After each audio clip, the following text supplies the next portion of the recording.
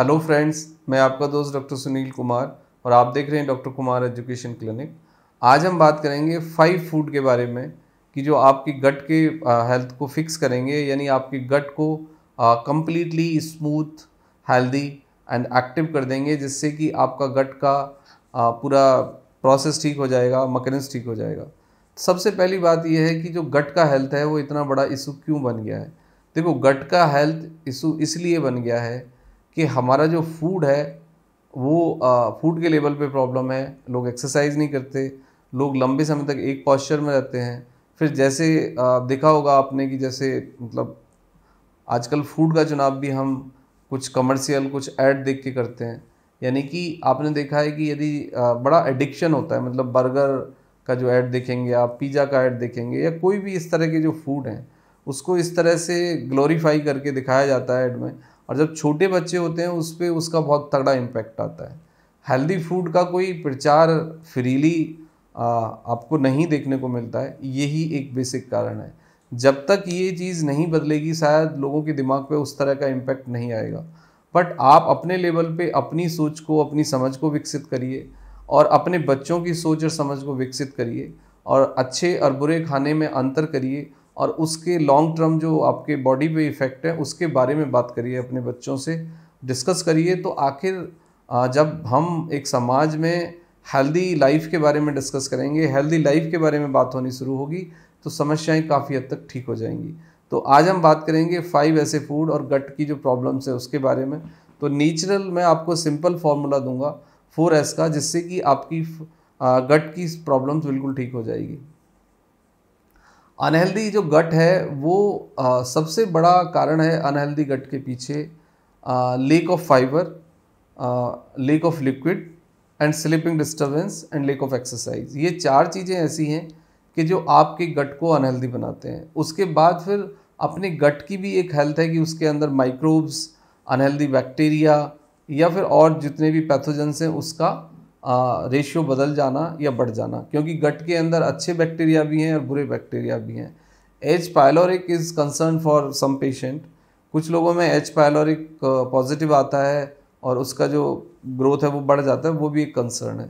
दूसरा प्रॉब्लम है कि बहुत सारे लोग एच पायलोरिक या पेट की जो समस्याएं हैं उसको डील करने के लिए ब्रॉड स्पेक्ट्रम एंटीबायोटिक का यूज़ करते हैं, जिससे कि अच्छे बैक्टीरिया भी बुरे बैक्टीरिया के साथ किल हो जाते हैं। तो उससे हमारे बॉडी, उसका गट का पीएच डिस्टर्ब होता है, डाइजेशन डिस्टर्ब होता है और फिर हम देखेंगे कि कुछ ना कुछ मेटाबॉलिक डाइजेशन संबंधित प्रॉब्लम रिपोर्ट हो गए हैं। उसके बाद आते हैं हम फूड पे कि फूड में हम ऐसा क्या करें कि जो हमारे लिए हेल्दी हो।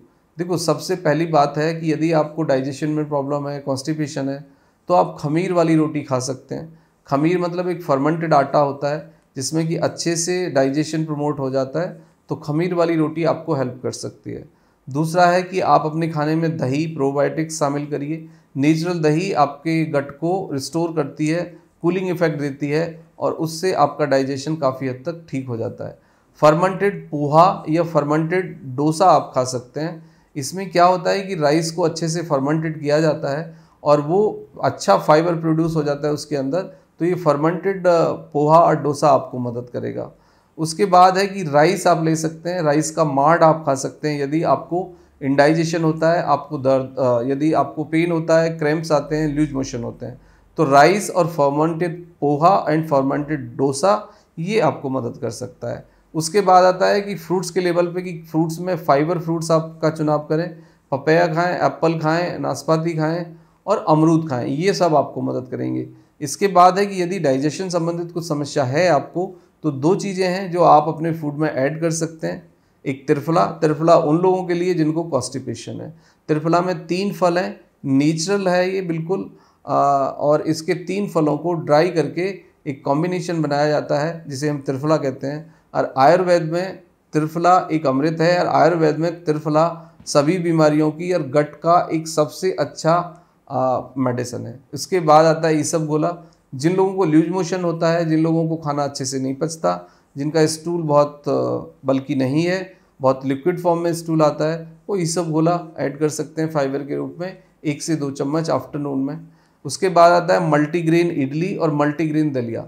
मल्टीग्रेन इडली खाइए, मल्टीग्रेन दलिया खाइए, that is a very good fibre natural soothing effect देता है ये आपके, और आपके गट को ये बिल्कुल शांत करता है, पीसफुल मोमेंट के लिए ये प्रमोट करता है। उसके बाद आता है 4R फार्मूला क्या है, 4S फार्मूला क्या है। 4S फार्मूला है, सबसे पहले स्ट्रेस मैनेज करिए, लाइफ स्टाइल स्ट्रेस को आप रिड्यूस करिए, प्रेजेंट में रहने की कोशिश करिए। फ्यूचर के बारे में एंशियस होना और कल को कैरी करना ये आपके स्ट्रेस को डबल कर देता है।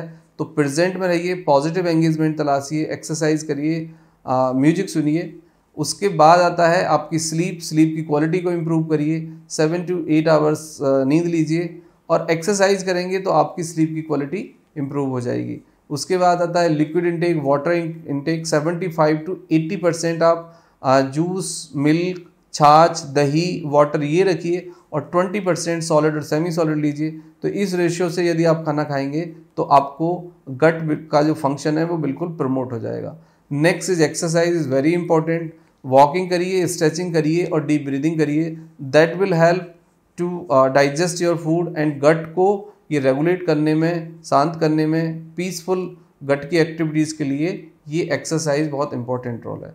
Thank you very much and take care yourself.